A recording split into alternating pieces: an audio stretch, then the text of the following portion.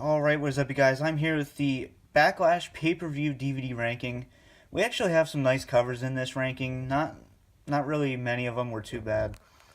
But dead last, I'm going to put Backlash 2003. This is a decent event. I always love Backlash personally.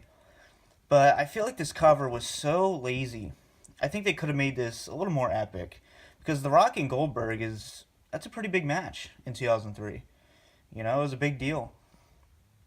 So I think they could have made this just a little more epic and actually put some more effort into it. Honestly, it's very lazy.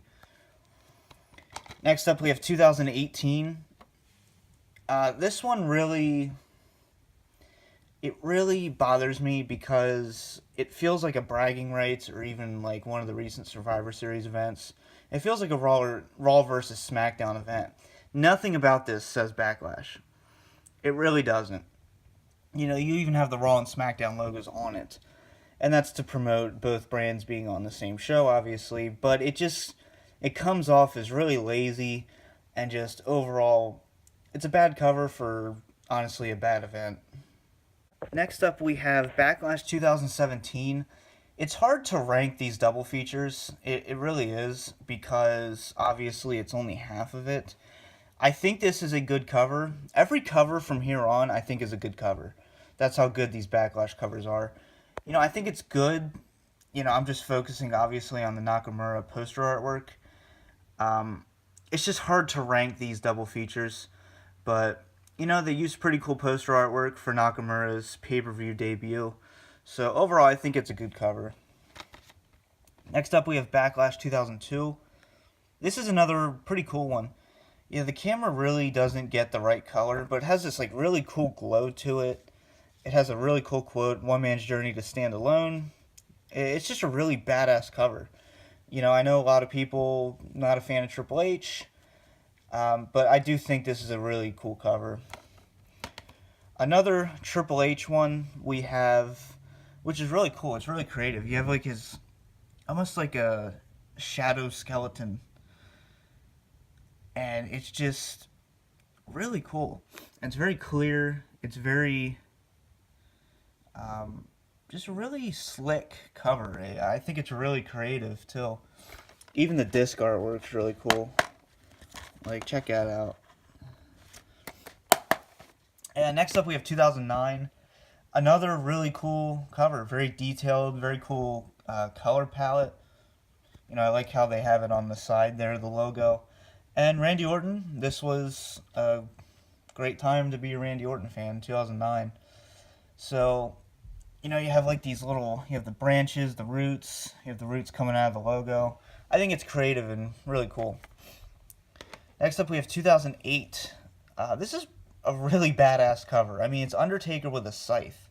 What more could you ask for with a Undertaker cover, honestly? I think it's, perfect for the time. You have the really cool, sky in the background. So overall, another great time to be a Undertaker fan. 2006, I really, really love this cover. I think it's really, just really cool. You have the Raw brand pay-per-view. It's very simple, but I like the design. You have those little, I guess, blades or spikes, whatever you want to call them, that the Backlash pay-per-view has always had. So I think it's really integrating the Backlash theme, which I like. My personal Backlash, my favorite event when it comes to Backlash, and just a really, really cool cover. Look at just the insane detail you have in the background there. Just awesome detail. You have all your superstars on there that are needed. Overall, I think this is pretty creative when it comes to the design, but I really like it. Number 2 and number 1 were very hard to rank, but I think I got it to where I want it.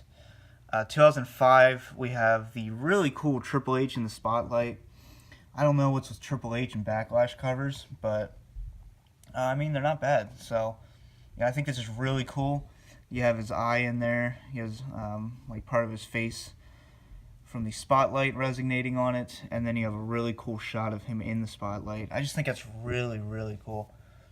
And finally, we have 2004. As you know, I'm a huge Chris Benoit fan. And I do these unbiased, but this is one of those covers that, for the time, was awesome because he really deserved that world title win at WrestleMania 20.